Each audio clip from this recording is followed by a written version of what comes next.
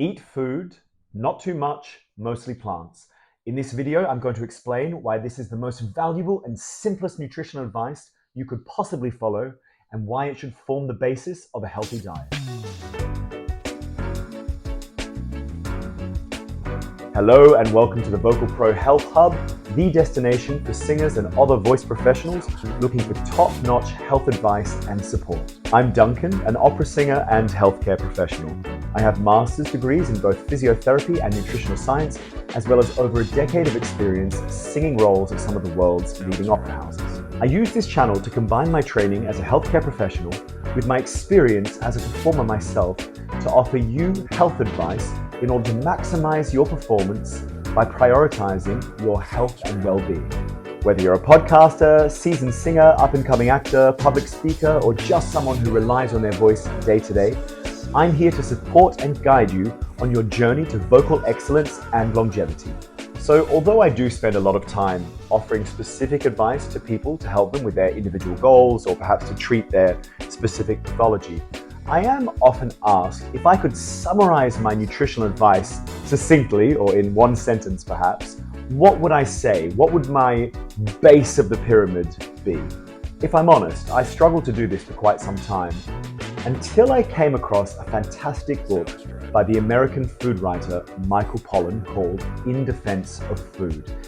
This book offers a comprehensive exploration of the current state of the Western diet and its impact on human health. The core of this book is one simple piece of dietary advice that, in my opinion, would give 90% of people the majority of health benefits that can be attributable to their nutritional behaviors. The advice is to eat food, not too much, and mostly plants. I happen to find this advice so valuable that I now use it to start all of my nutritional lectures, seminars, or group classes. This is because it is such a useful and importantly simple starting point that's quite easy to follow and implement and can be immediately effective. I'm going to use this short playlist of 3 videos to explain the 3 different elements, their value, and how you might implement them into your diet. So obviously this video is a bit more general nutritional health rather than vocal professional or singer specific. However, when this is the case, I always say, don't forget, singers and vocal professionals are people too and should value their overall health. And if that isn't enough and you're not so much interested in your general health, but only solely focused on your vocal health, we of course know now that general health is linked with vocal health. So I would argue that caring for your vocal health starts with caring for your general health. So the first part of this advice, eat food. What does that mean? So in the book, Michael Pollan delves quite deeply into the concept of what constitutes real food. He highlights the importance of consuming whole, minimally processed foods that are recognizable and familiar. The book goes on to encourage readers to scrutinize food labels and avoid products with lengthy ingredient lists filled with things like artificial additives and chemicals. Instead, he promotes a return to traditional home-cooked meals made from fresh and natural ingredients.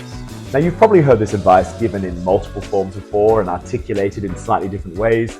You've probably heard things like don't eat food that comes in a shiny box, don't eat foods with an ingredients list that you can't pronounce, don't eat foods that have an ingredients list greater than 5, don't eat foods that your grandma or great-grandma wouldn't recognize, that sort of thing. Now, each of those pieces of advice is essentially a trick that you can follow or you can use to essentially follow the same advice, which is to minimize the intake of processed and particularly ultra-processed foods. Now, the inverse of this is, of course, to consume minimally processed foods, which is to say foods that have not been processed, refined, or contain additives. Now, it's important to recognize that this is not a purity test. This is because the very act of cooking or even preparing food is in itself a form of processing. So we all know this to be a necessary part of food consumption. So rather than thinking of an all or nothing response, you're either eating good, minimally processed foods or bad processed foods, it can be really valuable practically to think of this as a continuum of foods from minimally or not processed on one end of the spectrum to maximally processed or ultra processed on the other end of the spectrum. Just to highlight this, I like to use the example of an apple or any sort of fresh piece of fruit. So just to give a few examples on that continuum, on the minimally or least processed end of the continuum might be just to take an apple and bite into it. Hopefully you might wash it first. But you've done nothing to this apple to process it for consumption. It is as close to its original state as possible.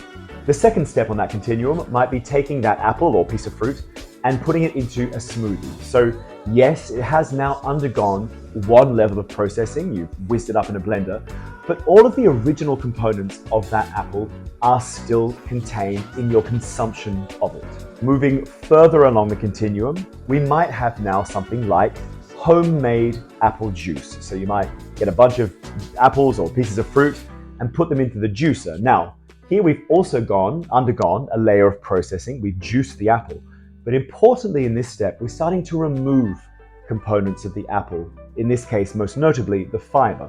This starts to change the way that initial piece of fruit, that apple, is processed in the body, is metabolized in the body. And this is where we start to have some negative health effects coming from overconsumption of foods processed in this way. The next step along the continuum might be something like store-bought apple juice. So you've still got that element of processing, juicing the apple and removing of the fiber. But now you start to have things added to it. Preservatives and most importantly, extrinsic sugars to increase palatability and increase shelf life. And then finally, just an example of something ultra-processed, you might get an apple-flavored candy or sweet or something like that, which yes, it might contain apple extract or apple concentrate or something like that, but it basically bears no resemblance to the original piece of fruit that it supposedly came from. As I said, this isn't a purity test and you don't have to look at it like an on and off light switch. You're either eating good things that aren't processed or bad things that are processed. However, any decision you can make, nutritionally speaking, that moves you towards that minimally processed end of the spectrum and away from that ultra processed end of the spectrum is likely, particularly over the course of many decisions, over a number of months, over a number of years, making these decisions is likely going to lead you to better health outcomes with regards to your nutritional health. So why is it important to try and focus on consuming minimally processed foods over maximally or ultra processed foods? And this is probably the simplest question to answer. It's overwhelming in the research that consumption of high levels of ultra processed foods, which is to say calorie dense but nutrient poor processed foods, is overwhelmingly associated with poor health outcomes. And of course, the inverse is also true. So the high consumption of minimally processed foods is overwhelmingly associated with good health outcomes. On a slightly more personal day-to-day level, when people switch from an ultra-processed foods diet to focusing more on minimally processed foods, they are focusing on consuming high nutritional value, satiating foods. So they almost immediately feel a sense of being satisfied with their meals, satisfied with their diet, satisfied with their eating choices, and just generally experience quite a significant overall feeling of well-being and optimized health. The final reason this element is important is, of course, because not all calories are created equal. I've made a whole video on this if you want to check that out, but we know that different foods have different hormonal and metabolic impacts on the body. So it's important to think of the quality of the calories you eat, not just the quantity. So now you understand the first element of that valuable advice: eat food, not too much, mostly plants. I'll be covering the other two elements in future videos, also linked into this playlist. I hope you found that information useful. Remember, your body is your instrument. Why not treat it like a Stradivarius? If you enjoyed the video, please give it a thumbs up and consider subscribing to the Vocal Pro Health Hub for future videos and more valuable content. If you have any questions or perhaps suggestions for future videos, I'd love to hear them. Please leave them in the comments below. I'm here to guide and support you on your journey to vocal excellence. Thanks again for watching, and I'll see you in the next video.